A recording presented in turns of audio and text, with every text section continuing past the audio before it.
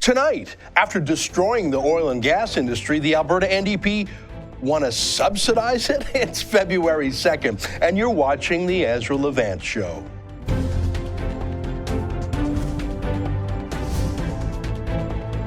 Why should others go to jail when you're the biggest carbon consumer I know? There's 8,500 customers here, and you won't give them an answer. You come here once a year with a sign, and you feel morally superior. The only thing I have to say to the government about why I publish it is because it's my bloody right to do so.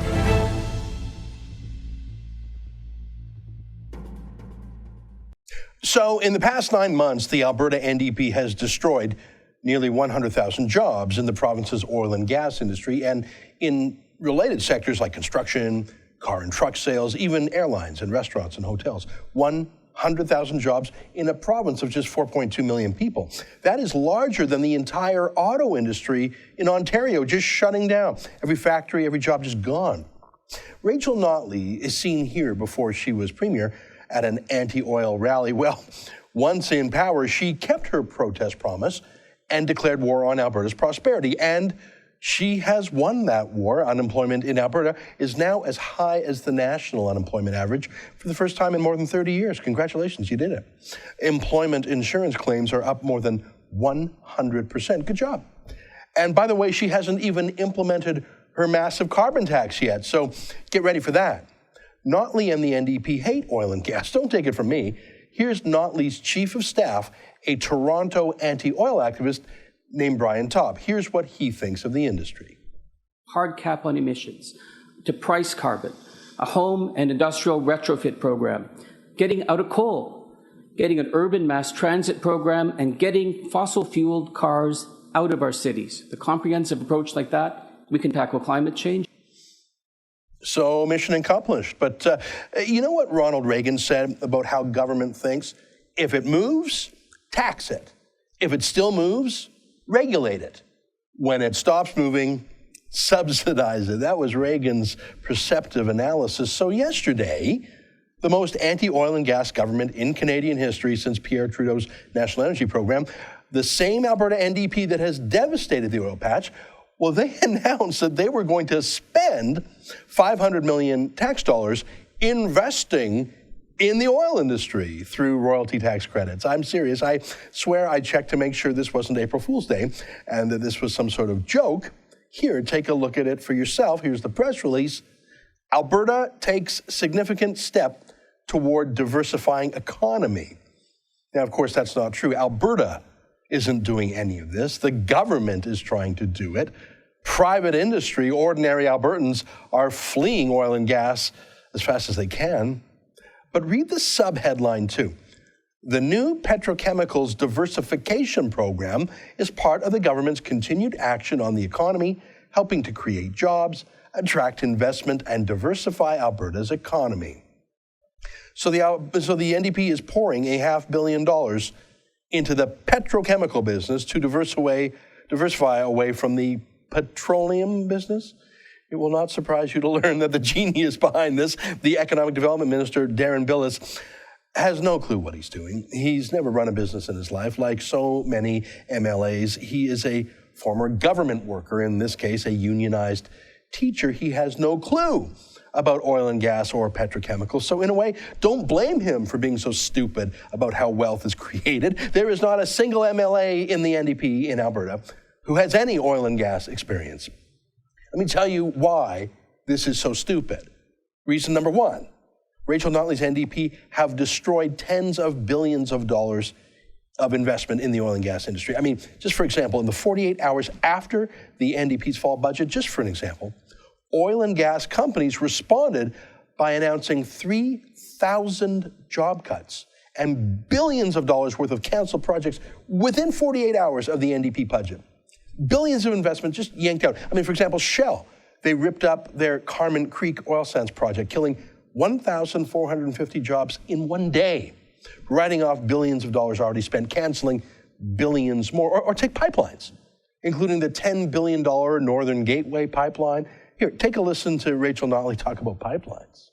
Our position on the Keystone was that if we ship unprocessed bitumen to Texas, according to this government and to the American government, we will give tens of thousands of Alberta jobs to Texas, not to Albertans, and that's not what Albertans want to see.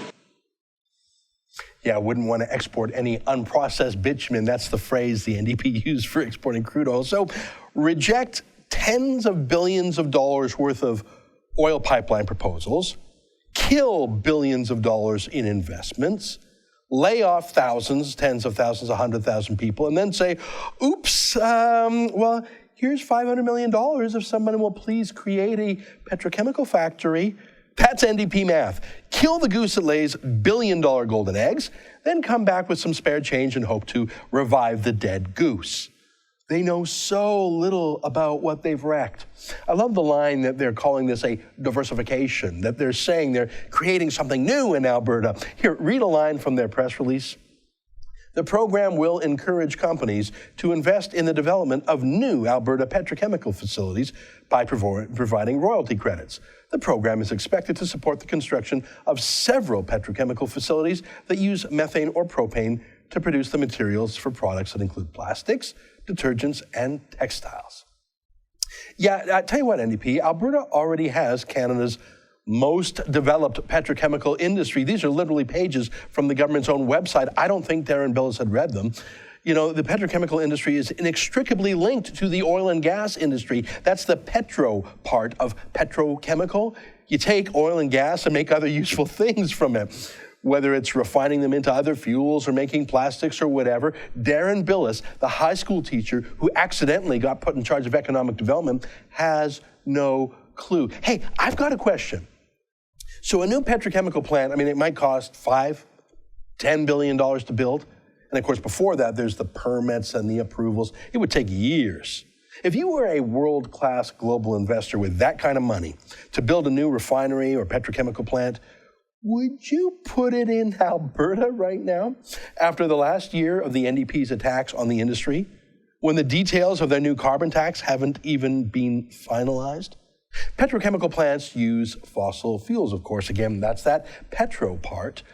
And Rachel Notley and Brian Topp and all the other geniuses running the province into the ground, well, they've all talked about getting the economy out of oil, getting off of fossil fuels. You heard Brian Topp. Would you really invest $10 billion and 10 years into Alberta with the NDP in charge? Do you even think Darren Billis knows the carbon footprint of a refinery or a petrochemical plant, or the carbon tax's impact on it? Or, just guessing here, would you perhaps take more seriously what these new Democrats actually know about and actually understand? They don't understand how to create jobs or growth. What they understand is protests, saying no, destroying things. So who is more real, more credible, more persuasive as a voice of this government? Darren Billis, or say his fellow cabinet minister, David Eggen? Here's what Eggen said when he was an opposition MLA talking about the oil and gas industry. And I say that doing the right thing means that we have no new approvals for tar sand projects.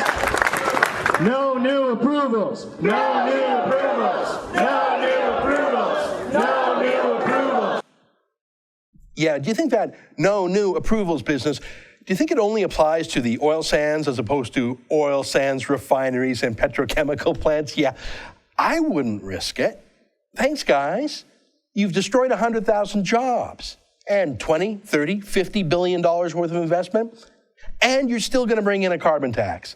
And only now you've figured out that you need someone working in oil and gas to pay all your taxes. Yeah, it's going to take a lot more than some future promise of $500 million in royalty credits to get any petrochemical investments back in Alberta. It's going to take every one of these socialist destroyers being fired. Stay with us. More after the break.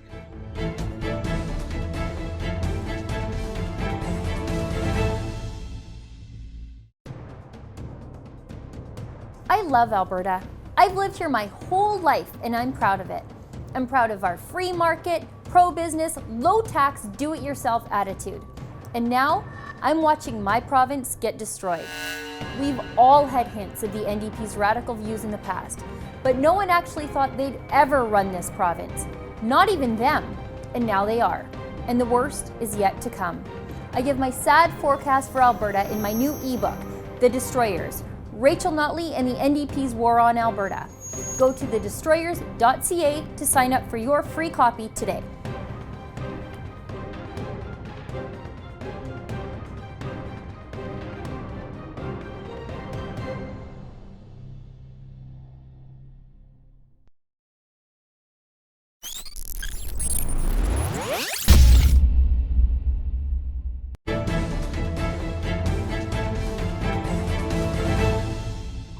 Iowa has sent notice that the Republican nominee and the next president of the United States will not be chosen by the media. That's Ted Cruz, the Republican senator who came first in the Iowa caucuses yesterday, besting Donald Trump, who came in second. In third place, Senator Marco Rubio. You heard Cruz saying that it will not be the media that chooses the Republican nominee, a reference to the media mania for Donald Trump. I have to admit, I'm part of that mania. I continue to believe that although Trump is not a solid conservative, he's the only one big enough and tough enough to take on the media political complex and win. I'm afraid that that Cruz or Rubio or anyone else will be crushed by the New York Times, the networks, by Google and Facebook and others. Let me show you a few stats about the Iowa caucuses. 180,000 Republicans turned out, smashing the 2012 record, 50% more. What's interesting there is that those newcomers were not all Trump-a-loompas like me. They were obviously for other contenders as well, including Ted Cruz. And joining us now from Los Angeles is our friend Joel Pollak, the editor-at-large of Breitbart.com. First of all, Joel, were you surprised by the fact that Donald Trump did not win in Iowa? No, I had said last week that Cruz was likely to win, although I think he has cost himself a shot at the nomination through some of the tactics he used. I think he burnt a lot of bridges to win. But I said last week that he may win Iowa simply because of superior organization and hard work. I mean, he visited, if not every single one of the counties in the state, nearly every single one, and he reached out to evangelical voters, to churches, to grassroots conservatives, Tea Party organizations. He had talk radio on his side the last couple of weeks of the campaign in a very big way. They hadn't really weighed in quite so heavily for him until that. So I think he really pulled out all the stops, but some of the attacks he used and some of the lines he used may have alienated voters who might have otherwise been inclined to see him as a unifier. I think he had been climbing in the polls in terms of how likable Republican voters found him, from being one of the least likable to one of the more likable. Now I think that has reversed itself to some extent, and I think he is going to stumble a bit as he sweeps up the floor after the victory party in Iowa and moves on to other states. But he will have some momentum. Mm-hmm. Now, one of the most interesting things to me was how little Donald Trump spent in Iowa. I understand that he spent less than $1 million on the so-called ground game. That means getting out the vote, identifying people, using databases and outreach. I understand he only had 16 staff in the entire state. He was relying purely on media momentum. How much has that lack of a ground game damaged Trump going forward? I would suggest that it's lost the aura of invincibility and inevitability that was on his side. Do you think that that will harm him in the next few states? Do you think he will change his tactics and actually start spending money on the traditional get out the vote street teams that a regular candidate would have to use? Well, I think he has an organization that is stronger in other places, particularly in New Hampshire. He has spent money in other places to hire staff. I think in Iowa, he didn't ever think he was going to do as well as he did. If you had said 2 months ago, Trump's going to come second in Iowa with, something like 25% of the vote, I think people would have said, wow, that's a great result for him. I think that dollar for dollar, he did very well. If you think that you have to win every single state, you're going to waste your resources. Look what happened to Scott Walker. He had to win Iowa, right? So he put all his money into organizing and consultants and so forth. And as a result, he burned himself out very quickly. If Trump had done the same thing, he would not have been able to withstand a loss in Iowa, would not have been able to play to his strengths in a place like New Hampshire, which chooses maverick candidates, which chooses socially moderate candidates. So I think he's invested his organizing resources where he thinks they'll turn out the strongest vote for him. I actually think he does pretty well. If there's one mistake he made, it was simply peaking too soon. I mean, he surged in the polls. He was down something like 10 points a few weeks ago and overtook Cruz in the polls for a while. Then, of course, the only poll that counts is the one on Election Day, so he lost that one. But I think he's done very well in terms of campaign management. Obviously, the message today is not to his liking, but he can fight to win that back by the weekend. Mm-hmm. Now, I saw a commentary that you wrote on Breitbart.com saying that in many ways, the biggest winner was Marco Rubio because he so exceeded expectations. Even though his surge in the polls put him at, 15%, he actually got, a 23% turnout, if my memory is, 23% result. So he is perhaps the new establishment candidate out of the three of them. Does he? What happens to him going forward, Marco Rubio? It's really up to him. He has to do well in New Hampshire in order to do well in South Carolina, and that sort of 3-2-1 finish was his strategy from the start. He wanted to come third in Iowa, thinks he can come second in New Hampshire, and then hopes to win South Carolina. That may be a bit of a stretch. I don't know that he can win South Carolina. He's way behind there in the polls right now. This may give him some momentum, but in terms of making a case to the donors and to the party as a whole, what he's done here is said, look, I outperformed expectations. I unified both wings of the party. He did very well among evangelicals and among non-evangelicals, whereas Cruz won evangelicals, but Trump won non-evangelicals. Rubio has now been able to say, I was able to unify moderates and social conservatives. I didn't win either group, but I was able to get enough from either group to do very well.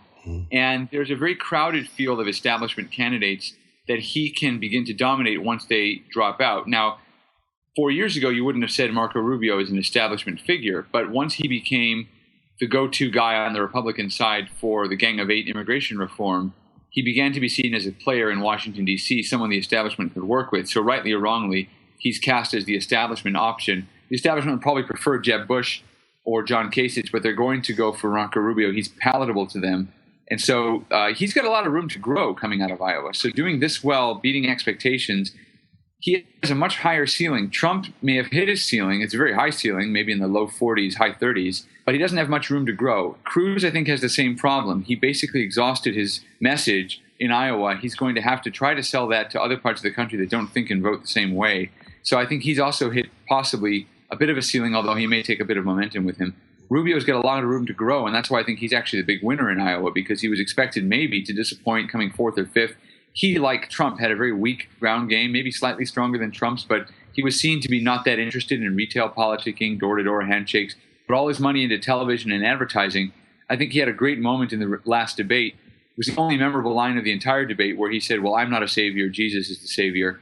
And I think that would have connected with evangelicals who didn't see him necessarily as a guy who starts his political meetings with the Bible the way Ted Cruz does, but he reached out to enough of those people to bring him in.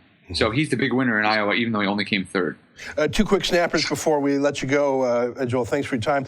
Jeb Bush, I saw a statistic the other day that between his own campaign spending and the super PACs on his side, that more than $100 million has been spent to promote him, and that worked out to what, $60,000 per vote or something he got. Yeah, I mean the amount of money he blew yesterday, and his result. Is Jeb Bush going to keep going here? Are his donors going to say, we've shown our loyalty, now we're going to move to a more palatable winner, perhaps Marco Rubio? Jeb Bush will probably go past New Hampshire to South Carolina, and then I think it ends. I don't think that there's any rationale for a third Bush presidency. The sad part about it is that on policy alone, Bush is probably one of the leaders of the Republican field, although he's got a couple of weak ones in there. But on the policy argument alone, he probably does very well. He did very well in the last debate, and if he continues that, he could boost his numbers a bit. But look, the case for a third Bush presidency is just not there. I think that more than failing with conservatives, I think he's got an electability problem in the general election. I think Republicans, even if all the Republicans were moderate voters and the Tea Party didn't exist, Republicans would have a hard time believing that Democrats who hated the last Bush so much are going to be amenable to voting for the next one. Yeah. Last question on the Democratic side, extremely close between Bernie Sanders and Hillary Clinton, literally coin tosses. I couldn't believe it when I read it. I thought that was just a metaphor, but no, some of these caucus meetings actually tossed a coin to determine whether or not they were going to go for Sanders or Clinton. Clinton looks like she's just a sliver ahead, but it just reeks of decline and desperation. I think Bernie Sanders is more powerful than ever today. Bernie Sanders is more powerful than ever, and I actually think of all the candidates we know of right now, all the frontrunners, I think Bernie Sanders has the best shot at winning the presidency. That may sound a little crazy, but if you think about it, Americans don't really know what socialism is anymore. The Cold War is in the rearview mirror 25 years ago, and young Americans who are drawn to Sanders' candidacy have no idea about the impact of what he's proposing. They think free college is a great thing. Universal health care is an easily workable thing. Everything's free, free, free. They don't understand what you have to do to make it free and how unfree it really is. And I think he is connecting to people because he has authentically believed those things for so many years. Clinton has flip-flopped. The Republicans all have weaknesses. I think that Sanders could emerge as a very, very powerful general election contender despite his radicalism. And the reason I say that is very simple. When Barack Obama ran for president and announced his campaign in 2007, 2008, on his voting record alone, he was more left-wing than Bernie Sanders. So if we can elect a Barack Obama, we can elect a Bernie Sanders, no problem. You have just terrified me. Joel Pollak, editor-at-large of Breitbart.com. Thank you for taking time out of your busy day. Great to see you, as always. Lord, help us, and God bless America and Canada. You know, we've taken a lurch to the left. I hope you don't follow, but maybe you are. All right, folks, stay with us. After the break, we'll talk to Brian Lilley about a new billboard that we have put up in our campaign. I'll show you that after these short words.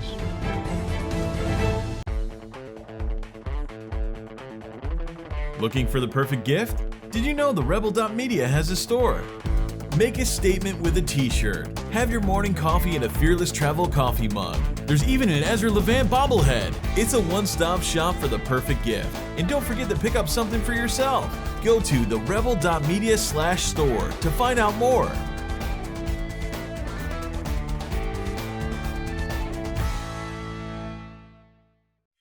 Ontario residents are being hosed on electricity prices. The latest Auditor General's report says we've been overcharged by $37 billion over the last several years.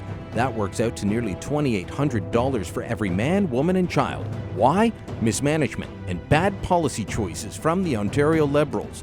It's going to cost us billions more in coming years. Energy Minister Bob Chiarelli won't take responsibility. He's lashing out. It's time for Bob to go. If you agree, go to FireBob.ca. That's FireBob.ca and make your voice heard.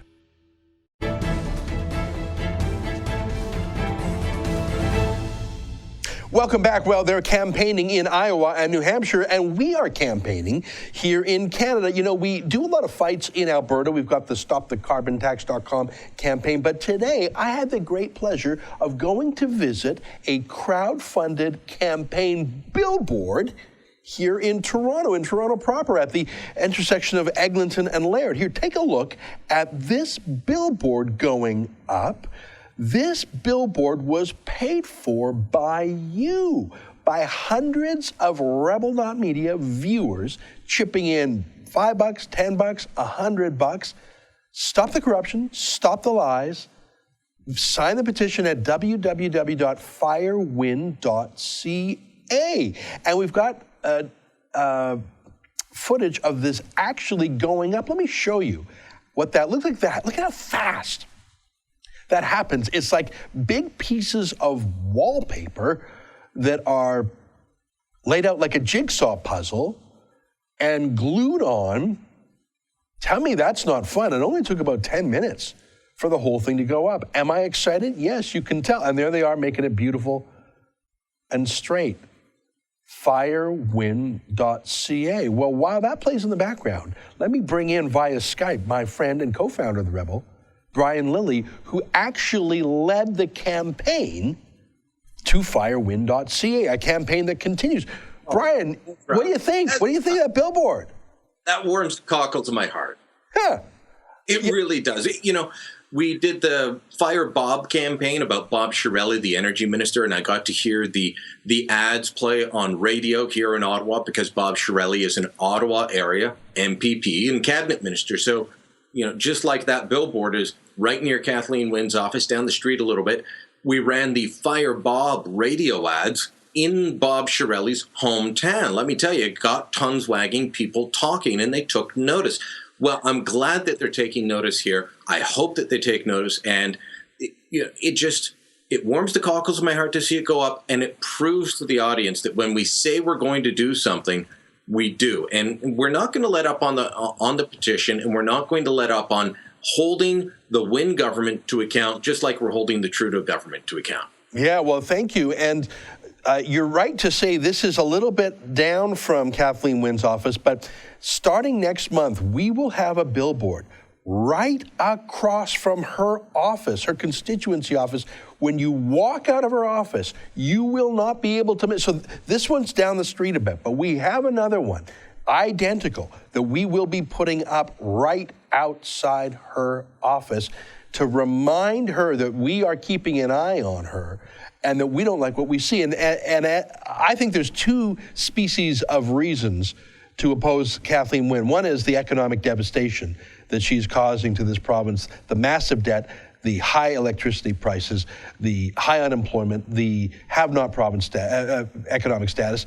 But a whole other level is the corruption, the police investigations, the deleting of emails to flout the law. There are so many moral reasons to get rid of her, even if you agree with her socialism that so many people don't. Brian, make the case in 90 seconds for why Kathleen Wynne should be fired.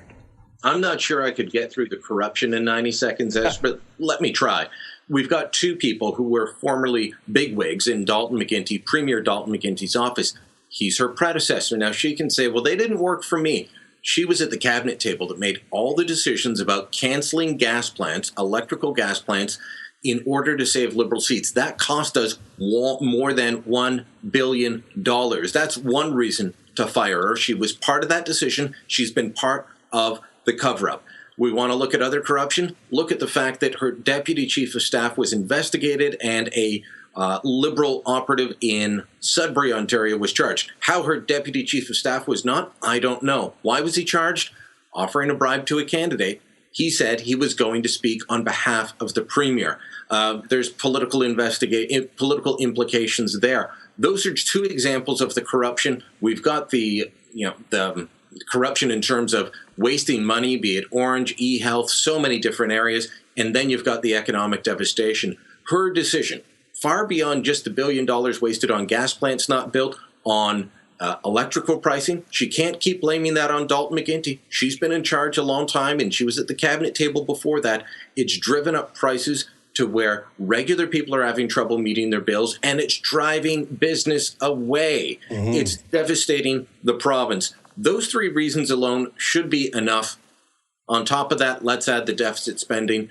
Because she's not making as much money, because she's killing the economy, her idea of fixing it is to spend more and to tax more. And all of that will just pile on the economic devastation she's caused already. Yeah, Brian, great to talk to you. Thanks for leading the charge on this. Justin, could you put up one last time the images of that billboard going up today in Toronto? Look at that. I was there this morning. It was so beautiful to see that. It was like we were flying a flag of defiance in the heart of Toronto, saying enough. This was paid for 100% by crowdfunding. That means ordinary viewers saying, I'm in for $5, I'm in for $50, I'm in for $100, whatever. These billboards cost money by the month. It costs money to make them and then to put them up there, and we are committing to keep this campaign going. As Brian mentioned, we also have a radio component from time to time. We also commission opinion polls. All this happens because of crowdfunding. If you have not yet chipped in to our FireWynne campaign, but you're excited by this billboard, please visit www.FireWynne.ca. And I promise you, as long as you want this billboard up, we'll keep it up. Brian, great to see you again. You keep up the fight there in Ottawa, too. All right, folks, stay with us after the break. Your letters to me.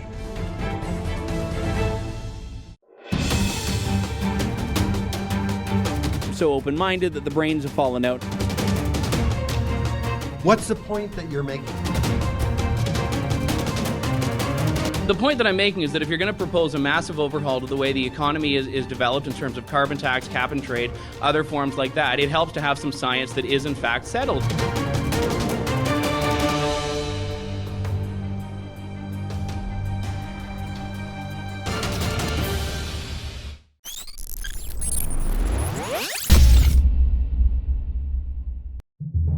We've heard you loud and clear. You can't get enough Canadian conservative news and opinion. Why not check out our blog?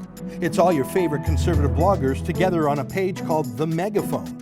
Go to therebel.media/themegaphone or click on the Megaphone menu from our main page to check it out.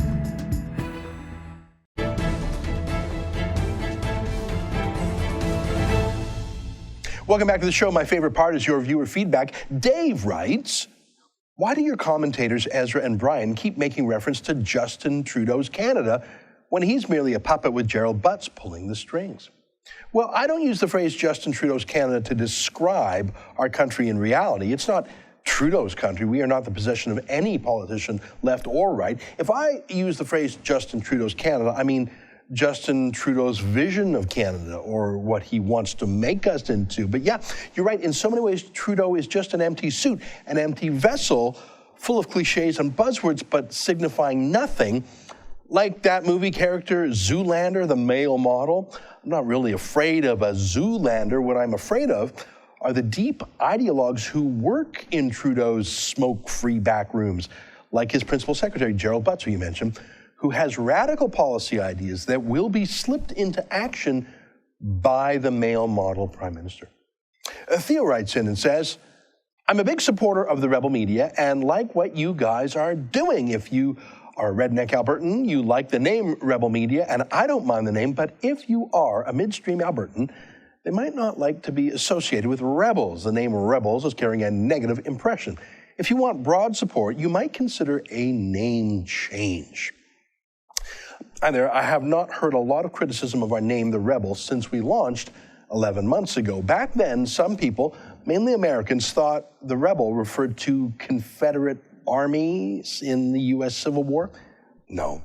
And some people thought it referred to Lucifer, the angel who rebelled against God and was cast out of heaven. Again, no.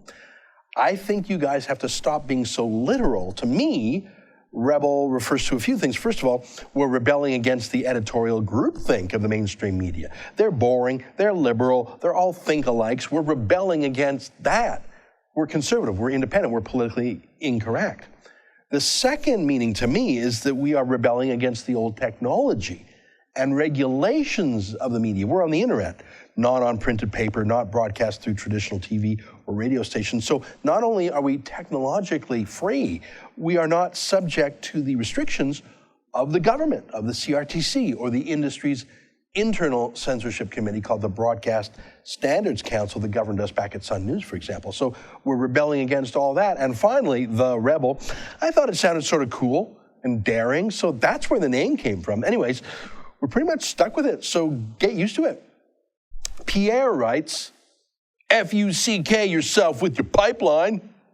Hey, thanks, Pierre, for your eloquent comments written on a computer made from petrochemicals from a city, Montreal, whose cars burn OPEC conflict oil brought in from a U.S. port via a pipeline. You're probably writing from a home fueled by fossil fuels. That's how you keep warm. I keep saying this. I wish anti-oil activists like you, Pierre, had the same moral consistency as anti-meat activists. You never see a vegetarian chomping on a chicken wing while lecturing you against eating meat, do you? Our swearing anti-pipeline activist here is literally using oil and gas and plastic to protest against oil and gas and plastic. But of course he is. He couldn't survive a Canadian winter without oil and gas. Folks, that's our show today. Hope you enjoyed it. That's it from all of us. You at home, keep fighting for freedom. We'll see you tomorrow.